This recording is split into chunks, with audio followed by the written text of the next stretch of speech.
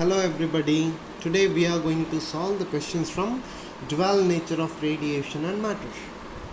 So the first question says that from the figure describing photoelectric effect we may infer correctly that. So stopping potential versus frequency is given. This is now stopping potential and this is now frequency graph is given.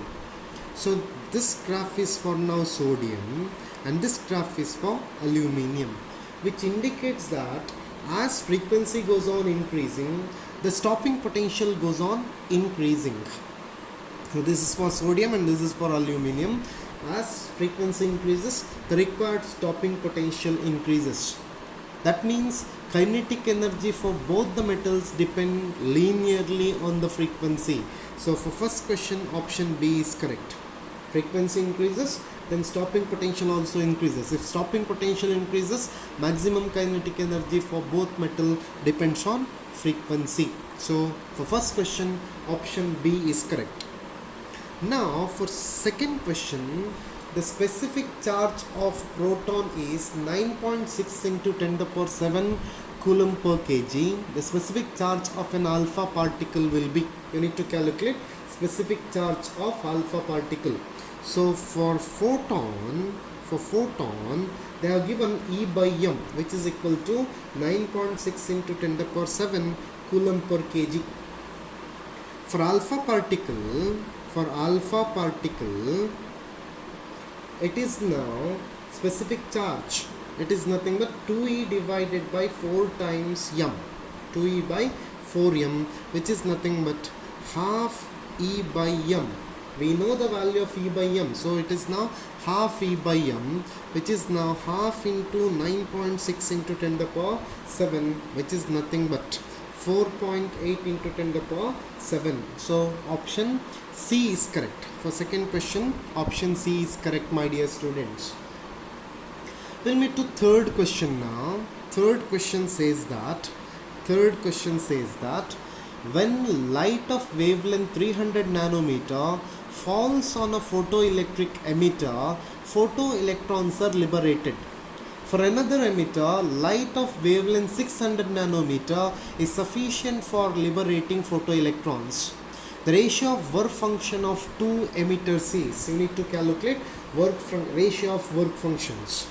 So work function phi is equal to hc divided by lambda, or I can say that phi is inversely proportional to lambda, or phi 1 divided by phi 2, that is ratio of work functions, which is now lambda 2 divided by lambda 1.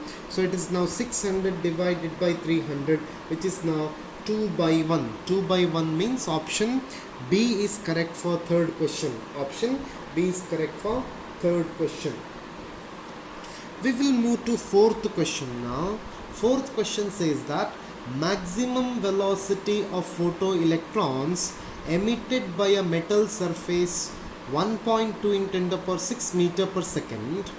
Assuming the specific charge of the electron to be 1.8 in 10 to the power 11 coulomb per kg, the value of stopping potential in volt will be, we need to calculate value of stopping potential. So the given data is E by m. E by m is equal to 1.8 into 10 to the power 11 coulomb per kg. So maximum kinetic energy, that is half mv maximum square,